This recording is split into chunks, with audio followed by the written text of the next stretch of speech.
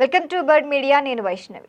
2022 ఫిబ్రవరిలో స్టార్ట్ అయిన Russia Ukraine యుద్ధం ఇప్పటికీ కొనసాగుతుంది. ఎలాంటి స్పష్టమైన ముగింపుకు రాకుండా అది కొనసాగుతూనే ఉంది. అయితే ఈ యుద్ధం కారణంగా ఇప్పటి వరకు వేలాది మంది పౌరులు, సైనికులు వాళ్ళ ప్రాణాలు కోల్పోయారు. లక్షలాది మంది అక్కడ నిరాశ్రయులయ్యారు. నగరాలు, మౌలిక సదుపాయాలు పూర్తిగా ధ్వంసమయ్యాయి. అంతేకాదు ప్రపంచ ఆర్థిక వ్యవస్థపై కూడా యుద్ధం తీవ్రంగా ప్రభావం చూపిస్తోంది. ఇంకా అక్కడ స్థానికంగా దొరికే ఇంధన ధరలు, ఆహార ధరలు పెరగటానికి కూడా ఈ సంఘర్షణ ఒక ప్రధాన కారణంగా మారింది. ఇలాంటి పరిస్థితుల్లో యుద్ధాన్ని తాత్కాలికంగానైనా ఆపేందుకు జరుగుతున్న ప్రయత్నాలు ప్రపంచవ్యాప్తంగా ఆసక్తిని రేపుతున్నాయి. అయితే తాజాగా అమెరికా అధ్యక్షుడు డొనాల్డ్ ట్రంప్ చేసిన ప్రకటనే ఈ యుద్ధంపై మరొకసారి చర్చకు దారితీసింది. ప్రతిపాదించిన ప్రతిపాదనకు రష్యా అధ్యక్షుడు వ్లాదిమిర్ పుతిన్ అంగీకరించారని చెప్తున్నారు ఆయన.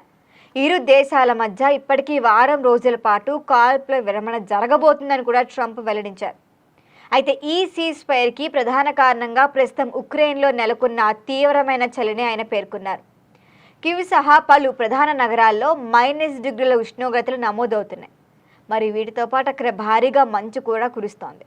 మరి దీనివల్లే పౌరుల జీవితం మరింత కష్టతరంగా మారిందంటున్నారు ట్రంప్.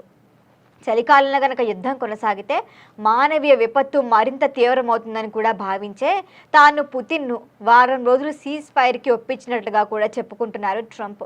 ఈ నిర్ణయం పైన నేను కూడా సంతోషాన్ని వ్యక్తం చేస్తున్నా. రెండో దశ శాంతి చర్చలపై కూడా పుతిన్తో నేను మాట్లాడుతున్నట్లుగా కూడా ట్రంప్ పేర్కొన్నారు. అయితే ట్రంప్ ప్రకటన ఇప్పటికీ బయటకు వచ్చినప్పటికీ రష్యా ప్రభుత్వం కానీ అటు వీళ్ళు కానీ వాళ్ళు కానీ ఏమాత్రం స్పందన ఇవ్వలేదు, అధికారిక ప్రకటన చేయలేదు.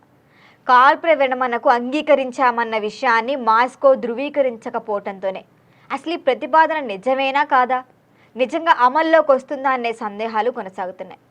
మరొకవైపు ఉక్రెయిన్ అధ్యక్షుడు వోల్దిమిర్ జెలెన్స్కీ కూడా ఈ అంశంపై స్పందించారు.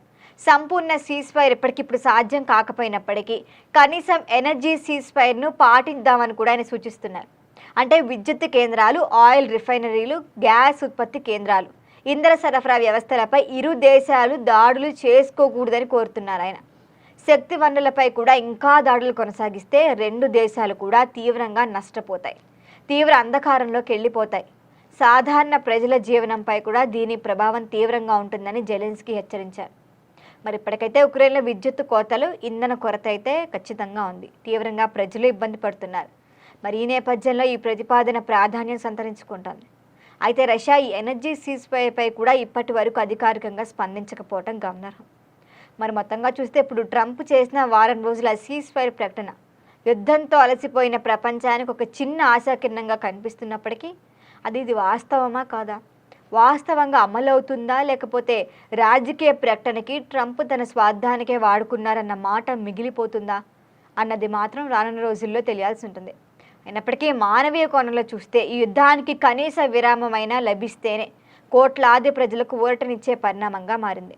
మరి దీనిపైన ఇరు దేశాల అధ్యక్షులు ఎట్లా స్పందిస్తారో చూడాలి. దీనిపైన మరిన్ని అప్డేట్ల కోసం చూస్తూనే ఉండండి బర్డ్ మీడియా.